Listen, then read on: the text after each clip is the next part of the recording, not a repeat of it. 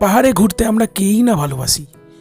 দার্জিলিং, মিরিক, কার্শিয়াং সহ আরও বিভিন্ন জায়গা রয়েছে যেগুলো পাহাড়ের প্যানোরামিক ভিউ, ল্যান্ডস্কেপ সমস্ত দিক দিয়েই যেন অন্য মাত্রা এনে দেয়। আমরা সেরকমই এই তিনটি জায়গা অর্থাৎ দার্জিলিং, মিরিক এবং কার্শিয়াংয়ে ঘুরতে চলে যাই এই বছর। আপনাদের সঙ্গে আমরা শেয়ার করব কিভাবে আপনারা যাবেন এবং সেখানে গিয়ে কি কি দেখবেন, সেখানকার কি কি ভিউ আপনাদের মনকে কাড়তে চলেছে এবং আপনারা সেখানে গিয়ে কি দেখতে চলেছেন। প্রথমে এনজিপি থেকে নেমে আপনারা কোনো শেয়ার গাড়ি ধরতে পারেন অথবা আপনারা নিজেদের কোনো পুরো গাড়ি বুক করতে পারেন। আমরা পুরো গাড়ি বুক করেছিলাম, তিনজনে মিলে সুইফট ডিজায়ার 7,000 থেকে 7,600 টাকায় তিনটি জায়গা ঘুরিয়ে দেখিয়েছে।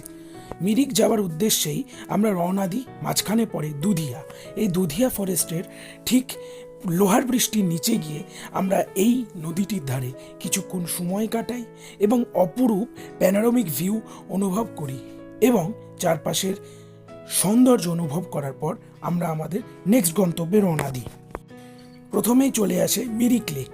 এই মিরিক লেকে প্রচুর কিলবিল করছে মাছ এবং এখানে আপনারা চাইলে বোটিং করতে পারবেন এবং সুন্দর সেলফির জায়গা রয়েছে, হর্স রাইডিং করতে পারবেন এবং আরও অনেক সৌন্দর্য অনুভব করতে পারবেন।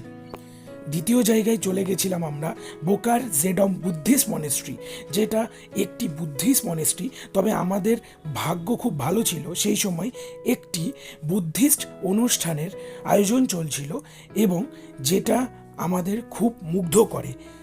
এরপরেই আমরা সেখান থেকে রওনা দিই এবং চলে আসি আমাদের নেক্সট গন্তব্য টিংলিং ভিউ পয়েন্ট।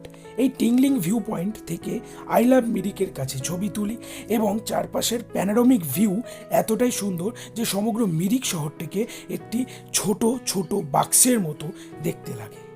ঠিক এরপরে আমরা সেখান থেকে বেরিয়ে চলে আসি থারবো টি এস্টেট। এই থারবো টি এস্টেটে আমরা কিছুক্ষণ সময় কাটাই এবং যথেষ্ট কুয়াশার মধ্যে আমরা ফটো শুটিং করি এবং তারপর সেখান থেকে প্রস্থান করি এবং চলে আসি গোলা পাহাড় ভিউ পয়েন্ট।